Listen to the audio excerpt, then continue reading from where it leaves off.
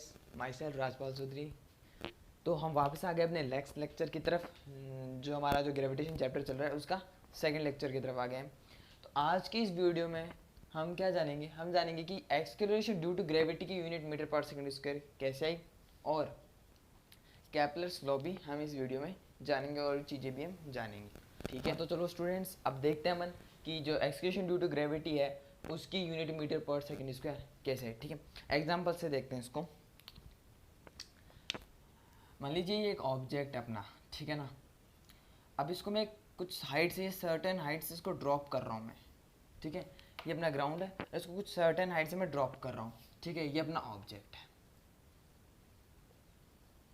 ठीक है, अब इसको मैं कुछ सर्टेन हाइट से ड्रॉप कर रहा हूँ। अब इसको यहाँ से यहाँ तक आने में कुछ टाइम भी लगेगा। ठीक है ना, टाइम लगेगा इसको कुछ यहाँ से आने तक। इसकी कुछ वेलोसिटी होगी, इसकी इनिशियल वेलोसिटी होगी, यहाँ तक आते इसकी फाइनल वेलोसिटी हो जाएगी। तो अब एक्सेलरेशन ड्यू टू ग्रेविटी, अब इस ऑब्जेक्ट पे मान लीजिए अर्थ के सरफेस पे गिर रहा है, मतलब इसमें अर्थ की ग्रेविटी एक्ट कर रही है। ठीक है, तो 9.8 मीटर पर सेकंड स्क्वायर क्या होती है, ग्रेविटी, अर्थ की ग्रेविटी होती है। तो इस ऑब्जेक्ट पे ग्रेविटी, ये वाली ग्रेविटी एक्ट हो रही है। ठीक है, इस ऑब्जेक्ट पे ये वाली ग्रेविटी एक्ट हो रही है। ठीक है, तो अब इसकी स्क्वायर कैसे आया, इसकी स्क्वायर कैसे आया ये हम जानेंगे इसमें कि इसकी स्क्वायर कैसे आया। क्योंकि अपन नॉर्मली तो ये जानते हैं कि एक सेकंड में 9.8 मीटर गई है, तो सेकंड कैसे आया। तो सेकंड इसलिए आया, मान लीजिए इसमें क्या होता है कि हर एक सेकंड ये बढ़ती है, ये जो मीटर है ये एक सेकंड में बढ़ता जाता है। मतलब एक ऑब्जेक्ट फ्री फॉल की कंडीशन में गिर रहा है, अब गिरने के बाद फिर वो और नीचे आएगा, गिरने की फ्री फॉल की कंडीशन में निकलने के बाद वो और नीचे आएगा, तो उसमें एक सेकंड एक्सेलरेशन और जुड़ जाएगी, इसकी वजह से यहाँ पे सेकंड आया है। ठीक है, तो ये वाला कॉन्सेप्ट हमारा खत्म होता है। अब देखते हैं अपन Kepler's law of planetary motion. ठीक है, हाँ तो स्टूडेंट्स अब देखते हैं अपन केपलर्स के law. Okay, Kepler's law planetary motion. ठीक है, जो प्लैनेट जो मोशन करते हैं, उन जो प्लैनेट मोशन करते हैं उनके लॉज किसने दिए थे, केपलर। उनका पूरा नाम जॉन्स केपलर था। उनके 3 लॉज हम देखते हैं। तो हम देखते हैं सबसे पहले first law of Kepler's planetary motion. ठीक है ना, केपलर का सबसे पहला लॉ प्लैनेटरी मोशन का। ठीक है, तो इसमें ये लॉ क्या बोलता है, ये लॉ बोलता है कि जितने भी प्लैनेट्स हैं वो सन के अराउंड मूव करेंगे। कितने प्लैनेट्स हैं अपने, 8 प्लैनेट्स हैं। वो सारे क्या करते हैं, सन के अराउंड मूव करेंगे और इलिप्टिकल पाथ में मूव करेंगे, और उनमें से सन क्या होता है, एक फोकाई पे लोकेटेड होता है। ठीक है, तो यहाँ पे लिख देते हैं अपन, all planets move around the sun in an elliptical path and sun is located at one of the foci। ठीक है, ये हमारा केपलर का फर्स्ट लॉ का स्टेटमेंट है। ठीक है, अब इस स्टेटमेंट को समझते हैं। अब एग्जांपल लीजिए, ये आपका सन है। पहले इलिप्टिकल पाथ होता है आपका ऐसा। ठीक है, ये पूरा स्क्वायर टाइप होता है, अभी यहाँ पे रॉन्ग बन गया, लेकिन ऐसा टाइप का होता है। अब इसमें जो इलिप्टिकल पाथ है उसमें दो पॉइंट होते हैं, जिनको उन दोनों पॉइंट को कहते हैं फोकाई और एक पॉइंट को कहते हैं फोकस। ठीक है, 2 पॉइंट होते हैं। अब ये क्या बोल रहा है कि सन एक फोकाई पे लोकेटेड होता है, मतलब इन दोनों में से कहीं पे एक सन लोकेटेड होता है। मान लीजिए यहाँ पे सन है। ठीक है, अब all planets move around the sun in an elliptical path and sun is located one of the foci. अब जितने भी प्लैनेट है, हम एक प्लैनेट का एग्जांपल लेते हैं। मान लीजिए हम ले लेते हैं अर्थ का। अब क्या बोल रहा है कि जितने भी प्लैनेट्स हैं उनमें से हम एग्जांपल लेते हैं अर्थ का, वो सन के अराउंड मूव करते हैं इलिप्टिकल पाथ में, और उनमें से जो सन होता है वो एक फोकाई पे लोकेटेड होता है। ये हमारा first law of Kepler's planetary motion बोलता है। ठीक है, तो ये कॉन्सेप्ट क्लियर हो गया। अब हम देखते हैं second law of Kepler's planetary. हाँ तो स्टूडेंट्स अब देखते हैं अपन कैपलर का सेकंड लॉ प्लैनेटरी मोशन का। ठीक है, तो कैपलर का सेकंड लॉ क्या बताता है? मैं कैपलर का सेकंड लॉ बताता है कि जो position vector of A planet Swift equal area in equal interval of time. ठीक है, लिखते हैं position vector of A planet Swift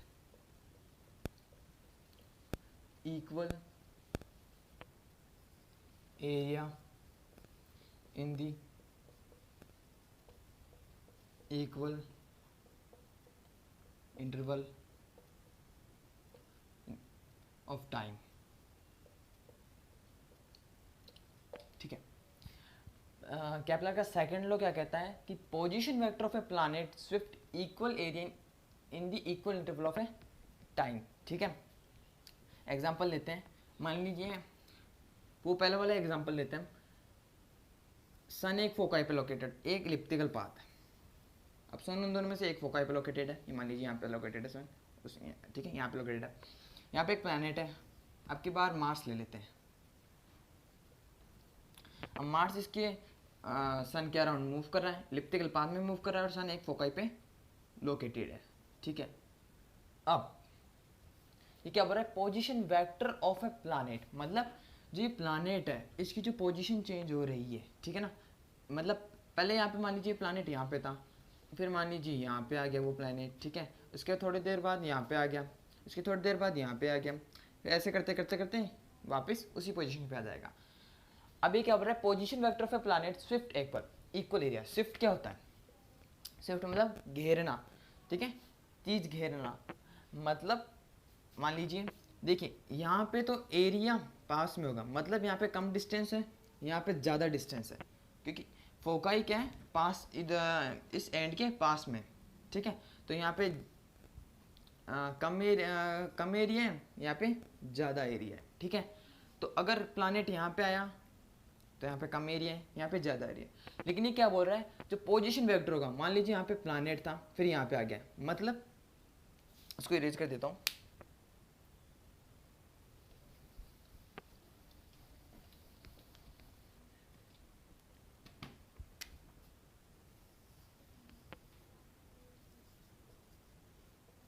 ठीक है, एक फोकाई पे लोकेटेड है, ये आपका प्लैनेट है मार्स, कोई भी प्लैनेट ले सकते हो आप। अब प्लैनेट मतलब मार्स मान लीजिए यहाँ पे आ गया। ठीक है, यहाँ पे आ गया मार्स। अब जो इतना एरिया है, ठीक है, यहाँ पे था मार्स। तो अब जो इतना एरिया स्विफ्ट किया है इसने, ठीक है, मान लीजिए ये इतना एरिया इसने स्विफ्ट किया है, अब ये इतना ही एरिया स्विफ्ट करेगा equal interval of A time. मतलब इसको इतना एरिया स्विफ्ट करने में, इमेजिन कर लीजिए इसको, मान लीजिए 2 घंटे लगे, 2 आवर्स लगे इसको, ये इतना एरिया शिफ्ट करने में इसको 2 आवर्स लगे। ठीक है, अब यही एरिया इसको शिफ्ट करने में 2 आवर्स लग गए। ठीक है, यहाँ से यहाँ तक इसको 2 आवर्स लगे, फिर यहाँ पे आ गया ये, फिर यहाँ से यहाँ तक आ गया प्लैनेट मार्स। तो जो एरिया शिफ्ट किया इसने, इसमें भी इसको 2 आवर्स लगे, टाइम इतना ही लगा इसको। अब ये क्या बोल रहा है कि जितना एरिया इसने यहाँ पे शिफ्ट किया है, उतना एरिया भी यहाँ पे शिफ्ट होगा।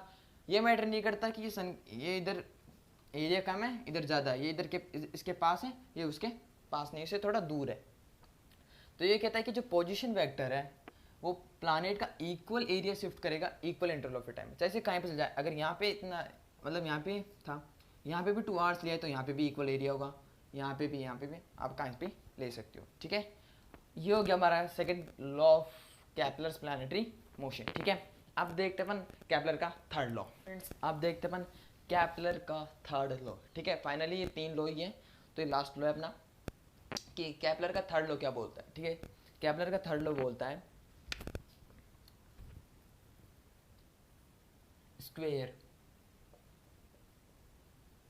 Square of the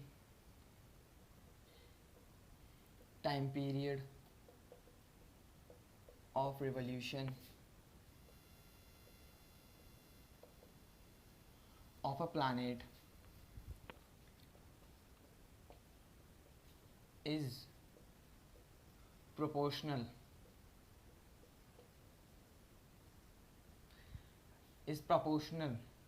to the cube of semi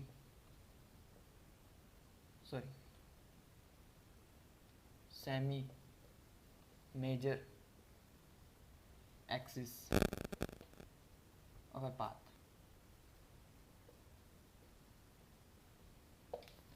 ठीक है, तो मैंने स्टेटमेंट लिख दिया है। अब ये स्टेटमेंट क्या बोल रहा है, square of the time period of a revolution. ठीक है, मतलब जो ये प्लानेट है अब वो रिवॉल्यूशन करेगा, उसका टाइम पीरियड का स्क्वायर प्रोपोर्शनल होगा जो उसके सेमी मेजर एक्सिस है उसके क्यूब की। ठीक है, तो इस लॉ को सिंपल सा एक फॉर्मूला टाइप है। क्या बोल रहा है कि square of the revolution time period of the revolution, T, इसको हम टी से डिनोट करेंगे। ठीक है, पहले एग्जांपल ले लेते हैं। चलो, ये एलिप्टिकल पाथ है। ठीक है, ये एलिप्टिकल पाथ है। अब सन यहाँ पे कोई एक फोकाई पे लोकेटेड होगा।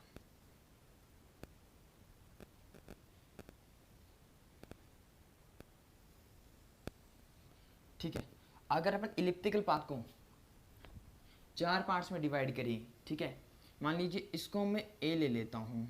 ठीक है, इसको मैं बी ले लेता हूँ। ठीक है, तो आपको जो यहाँ से जो आपको जो बी होगा वो आपका होता है सेमी मेजर एक्सिस।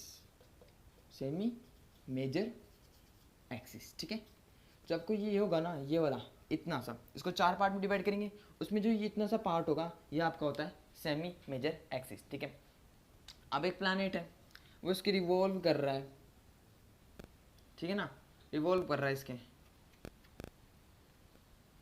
ठीक है, तो इसको हम टी से डिनोट कर देते हैं। ठीक है ना, रिवॉल्यूशन कर रहा है इसके, तो इसको हम इसका जो टाइम पीरियड होगा उसको टी से डिनोट कर देते हैं। ठीक है, अब क्या बोल रहा है कि जो आपका जो स्क्वायर होगा, जो आपका ये टाइम पीरियड है उसका स्क्वायर करे, मतलब 2 टाइम्स का स्क्वायर करे, वो प्रोपोर्शनल होगा किसके, जो सेमी मेजर एक्सिस है बी उसके क्यूब के। ठीक है, तो इस स्टेटमेंट को यहाँ पे लिखें। तो अपन क्या बोल रहे थे, square of the time period of revolution, मतलब जो हमारा टाइम पीरियड है। ठीक है ना, टाइम पीरियड है उसका स्क्वायर। ठीक है, प्रोपोर्शनल होगा किसके, cube of the semi major axis.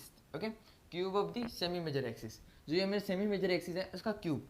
अपन ने जो सेमी मेजर एक्सिस है क्या ली थी, बी ली थी। ठीक है, तो बी लिख दीजिए, बी। ठीक है, बी का क्यूब। तो यही हमारा third law of Kepler's planetary motion बोलता है। ठीक है ना, T square proportional to the semi major axis cube. ठीक है, तो देखिए अब इसको हम फॉर्मूला कैसे बनाएं इसका। ठीक है, इसका फॉर्मूला देखिए, मैं यहाँ पे इरेज कर देता हूँ।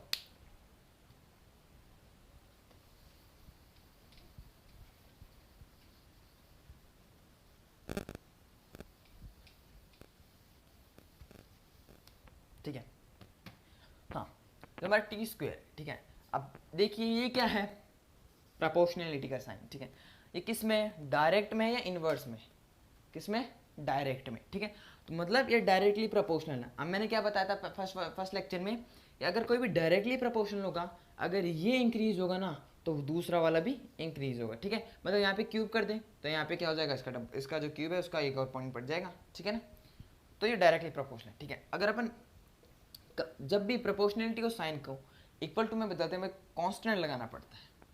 ठीक है, अब कांस्टेंट क्या लगाए, इजी है। कैपलर के स्टार्टिंग में क्या आता है, के, तो के लगा दिए, के कांस्टेंट, इसको क्या बोलते हैं, के कांस्टेंट। अब के कांस्टेंट आ गया, अब क्या था, बी क्यूब। ठीक है ना, क्या था, बी क्यूब।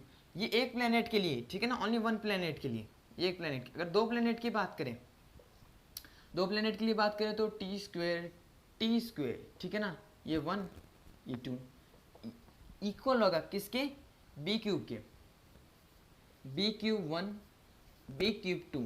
ठीक है, यही आपका third law of Kepler planetary motion बोलता है। ठीक है, तो ये हो गया हमारा, ये हमारा के कांस्टेंट था, हो गया।